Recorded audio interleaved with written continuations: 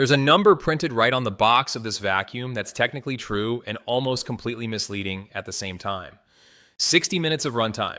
By the end of this video, you're going to understand exactly why that number matters so much less than you'd think, and what the real number looks like once you start cleaning an actual house. Welcome to Sweep Gear, where we break down vacuums the way we'd want a friend to break them down for us, so you know exactly what you're getting before you spend your money. Today we're looking at the Shark PowerDetect Speed Clean and Empty, model IA3241. This is Shark's answer to a question a lot of people are quietly asking.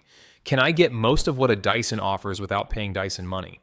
The answer, once you dig into how this thing actually performs day to day, is more interesting than a simple yes or no. Let's start with why people shop in this category to begin with.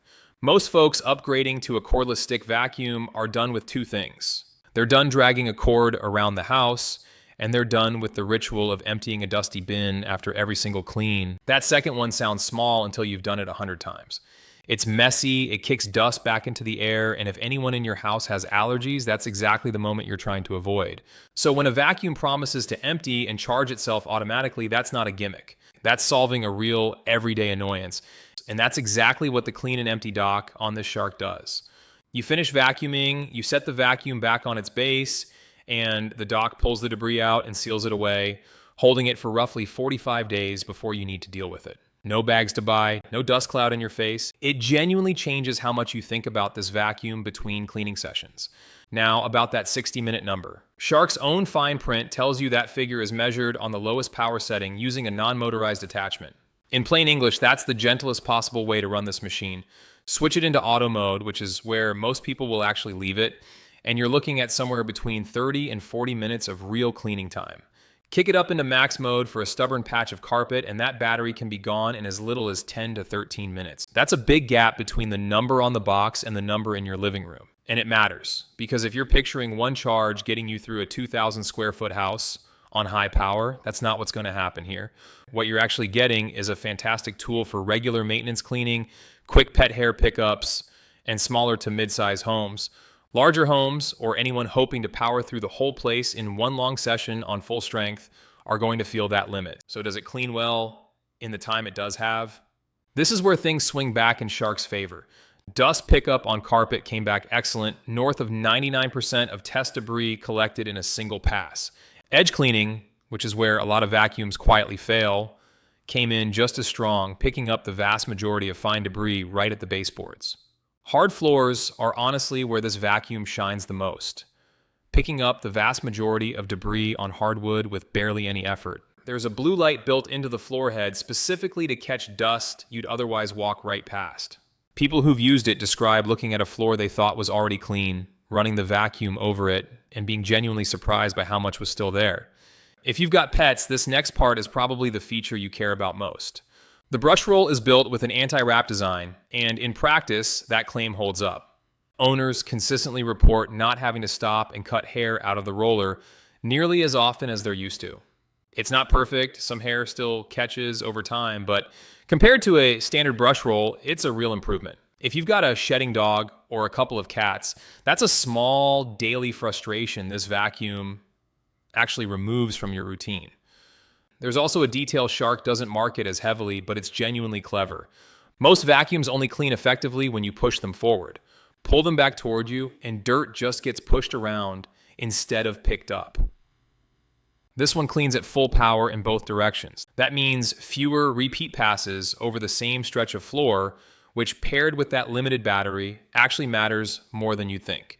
Now let's talk about what you don't get, because a fair review means telling you where corners were cut. For a vacuum at this price, the included accessory kit is thin. You get a crevice tool and a pet multi-tool, and that's essentially it. No motorized handheld brush, nothing extra for upholstery beyond the basics. And in real-world use, that crevice attachment tends to come loose with heavy use, which is a small but annoying detail for something in this price range. If you'd like to check today's price or see what deal is currently running, I've left the product link down in the description below. There's also the size of the auto-empty dock to think about. It's not massive, but it's not tiny either. And if you're in a smaller apartment, you'll want to figure out where it's going to live before you buy it. This isn't something you tuck into a closet corner without a plan. Here's something worth knowing if you're thinking long-term. At the time this vacuum was evaluated, a replacement battery wasn't readily available to purchase separately. That's the kind of thing that often improves once a product's been on the market a little longer, but it's worth knowing going in, especially if you're the type to keep a vacuum for years and eventually need a fresh battery. The upside is that Shark backs this model with a 5-year limited warranty, genuinely longer than what most competitors offer at this price, and that goes a long way toward offsetting the uncertainty. One more small thing worth mentioning, the dirt detection display used to also show up on the floor head in earlier Shark models, so you could glance down and see it without looking away from the floor. On this version, it only shows up on the handle. It's a minor step back in convenience, not a deal breaker, but longtime Shark owners will probably notice it. So how does this stack up against the vacuum most people are actually comparing it to, Dyson? The story is nuanced. On the lowest power setting, this Shark's suction is right in line with, and by some measurements, slightly ahead of comparable Dyson models. Where Dyson pulls ahead is at the very top end. Dyson still has more raw strength available on maximum power.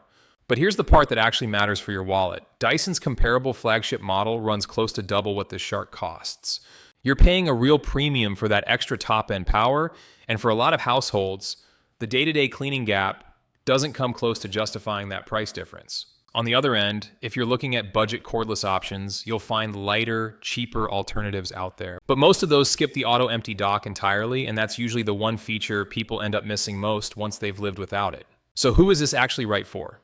If you're in an apartment or a small to mid-size home, if you'd rather do quick, frequent cleanups instead of one long marathon session, and if you've got pets shedding on your floors, this is a genuinely strong pick. The mix of real cleaning performance, the convenience of that dock, and a price meaningfully below Dyson territory makes it an easy recommendation for that kind of household. If you've got a large home and we're hoping to vacuum the whole thing in one go on full power, go in with realistic expectations about that battery because this isn't built for that kind of session. And if a rich accessory kit matters to you, budget for a couple of extra tools down the line. Taking everything together, the real cleaning performance, the honest battery numbers, the standout convenience of the dock, and where it lands next to Dyson on price, this comes out as a genuinely good value pick for the right household. Not a flawless vacuum, but an honest one, and one that delivers real results for what it costs. Have you been debating between this and a pricier Dyson model, or are you leaning towards something more budget-friendly? Drop a comment and tell me your home size and whether you've got pets, and I'll do my best to help you figure out what actually fits. If this video gave you a clearer picture, a like goes a long way, and if you're still in the middle of shopping for a new vacuum, subscribe to Sweep Gear so you don't miss what we test next.